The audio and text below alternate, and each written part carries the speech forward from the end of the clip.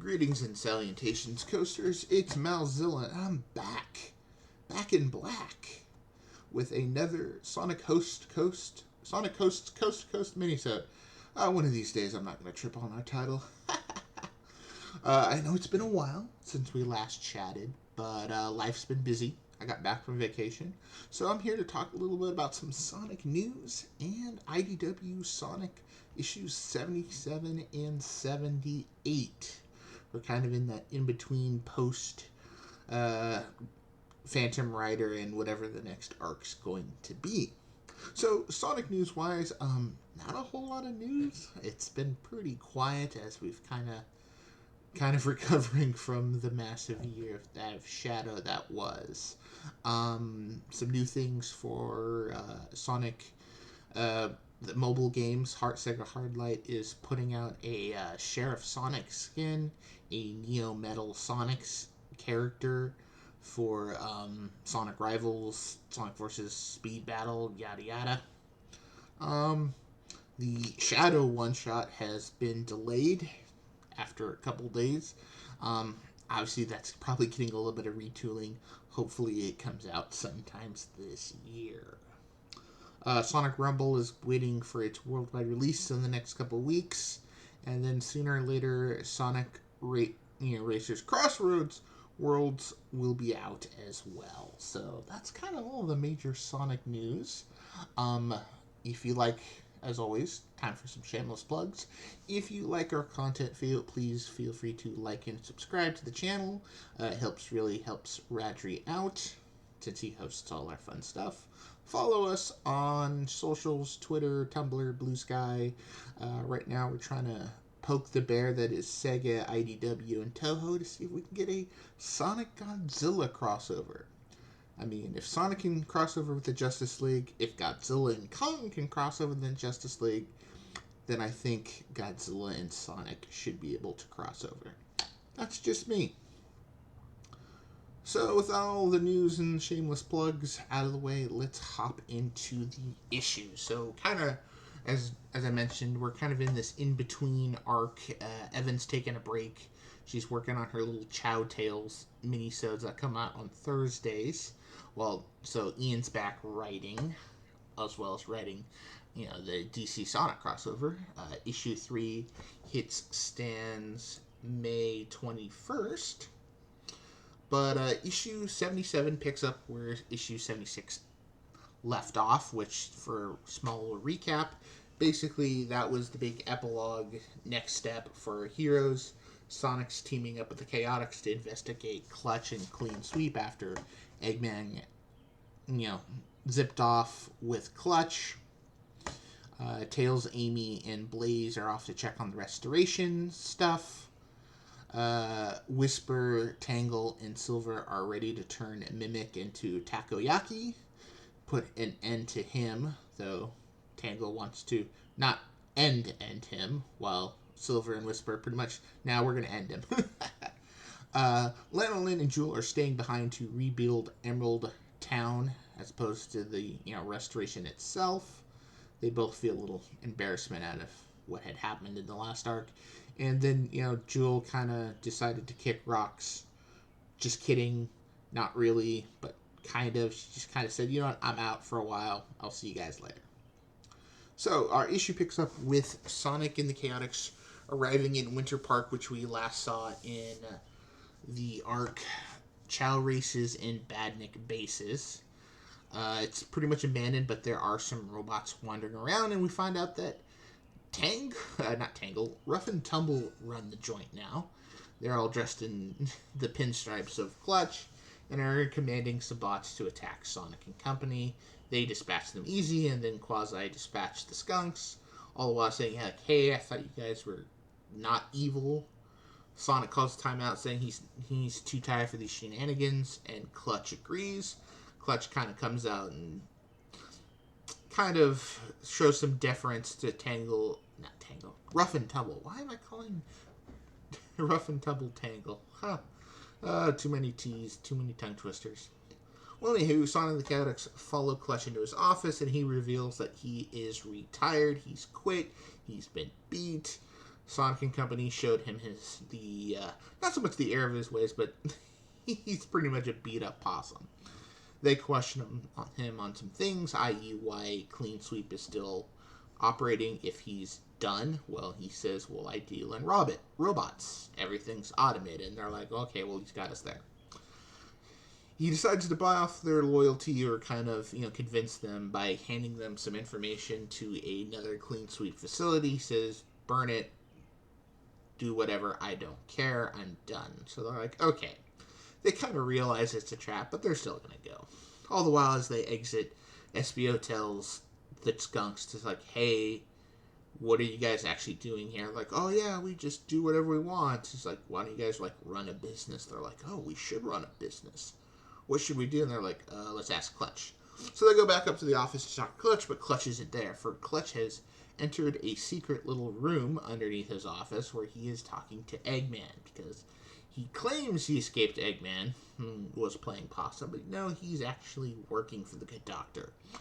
And it turns out he's got a little weird contraption on his head, some kind of mechanical spider that seems to be controlling him. And that's where the issue ends.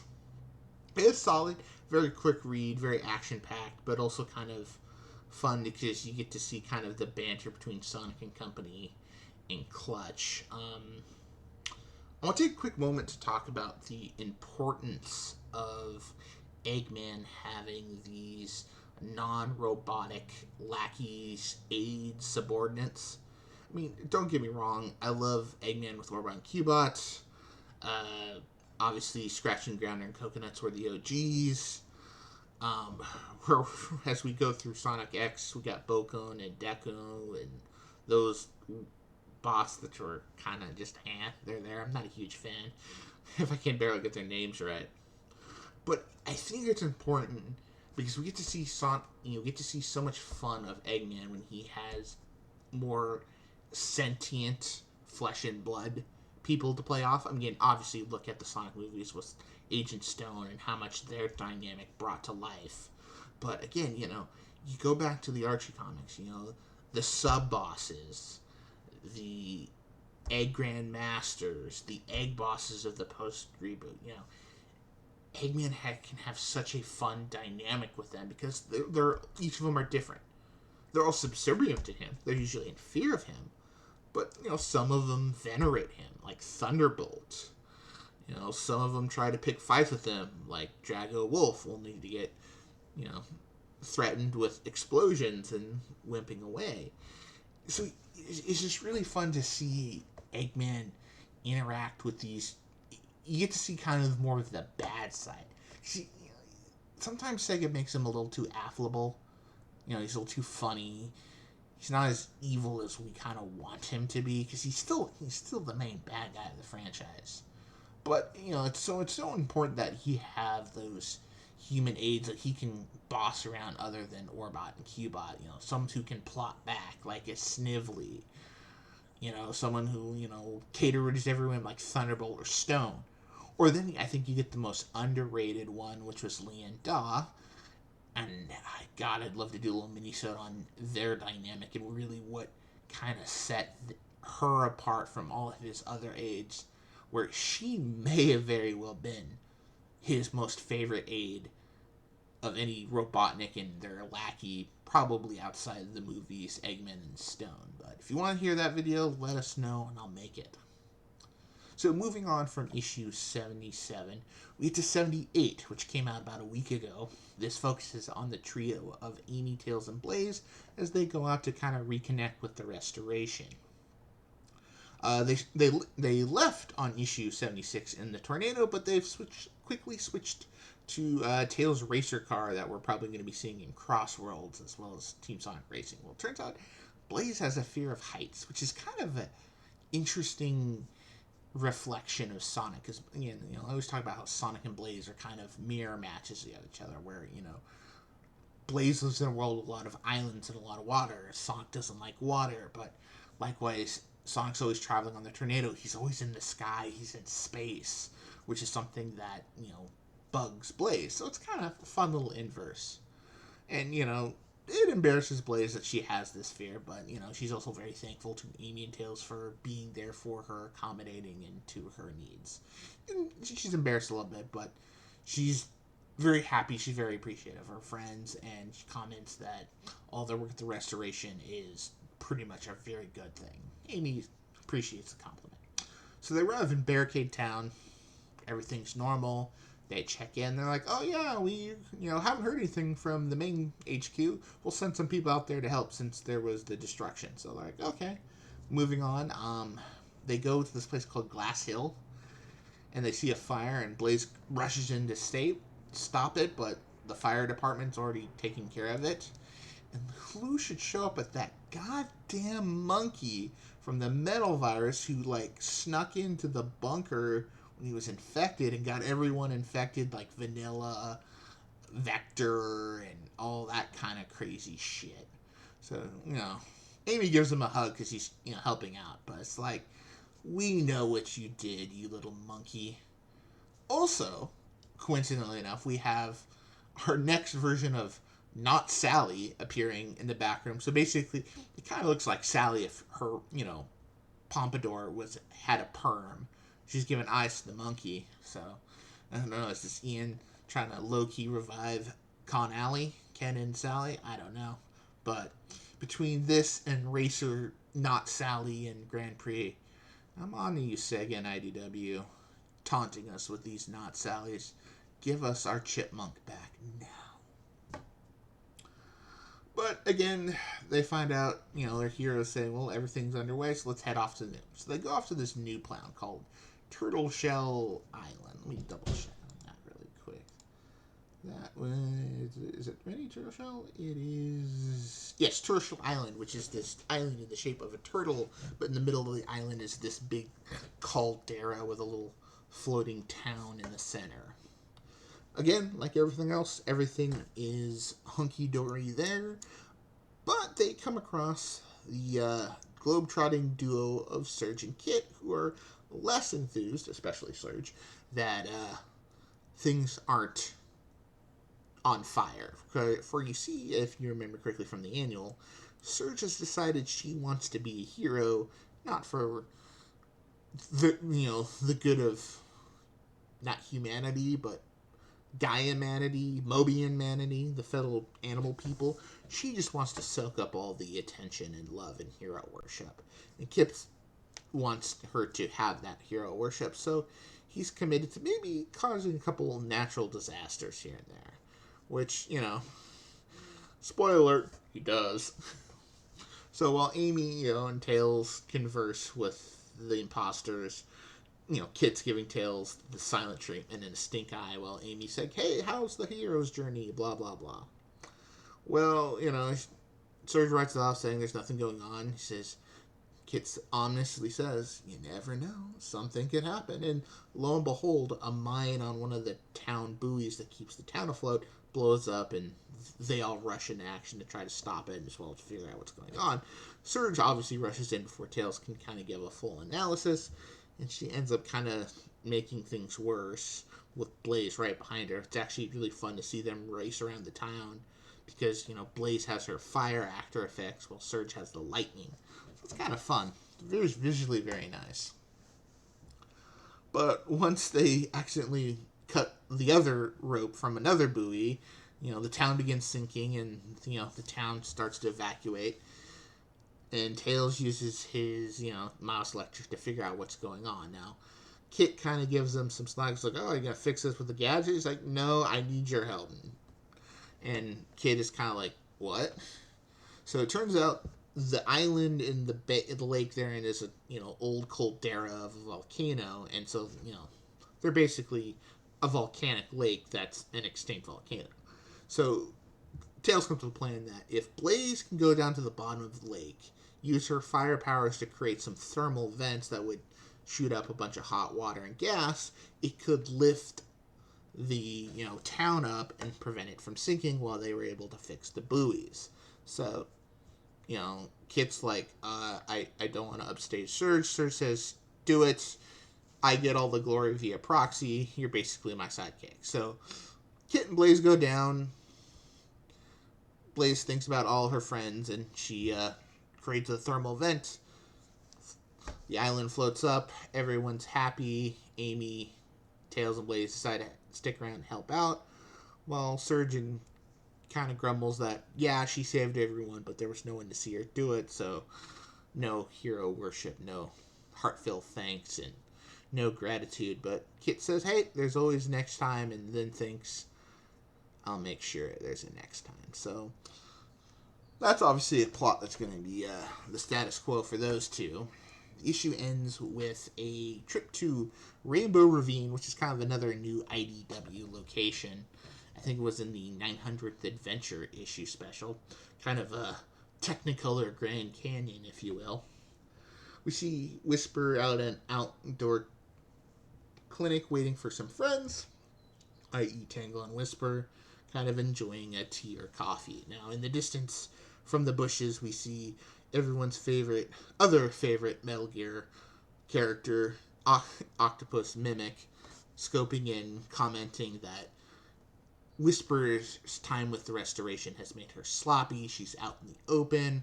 Her weapon's not within reach. She's in a crowded place where any of them could be him. He just thinks she's sloppy. And he says, well, she's tracked me out here. Might as well go say hello. As he brandishes his knife. And then you could say, next time, Whisper vs. Mimic, the final showdown. Or basically, it's intended to be the final showdown. So, thoughts on this issue. It was pretty solid. It's pretty good. Kit and Surge. I prefer, like Ian said, I prefer them to stay villains. This anti-villain, anti-hero, selfish saving it kind of works, but I feel like there is limited amount of rope to work with. Eventually, this story is going to run dry. The well isn't super deep. Just how many accidents can Kit cause before they realize what's going on. So I imagine we'll probably touch bases with him as we get closer to issue 100. Likewise, the stinger for next issue. Dear God, Mimic, aren't you the dumbest octopus around?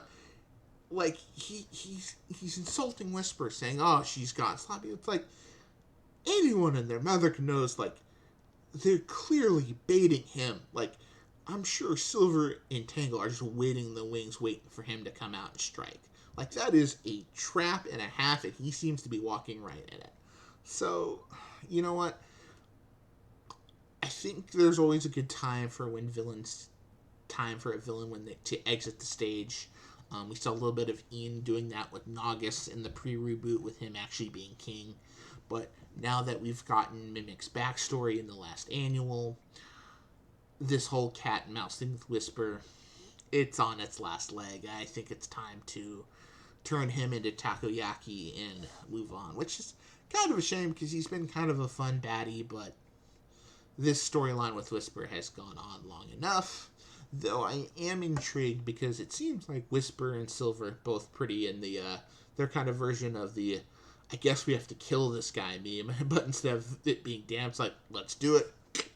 Clock the gun. Well, Tangle's like, no, we shouldn't kill him. We should just lock him away again and wait till he gets out again. I don't know. We'll see that. I think there could be some potential Wispangle drama between the two on the horizon, and that would be fun. So those are kind of my basic thoughts on the issues. Both of them are solid.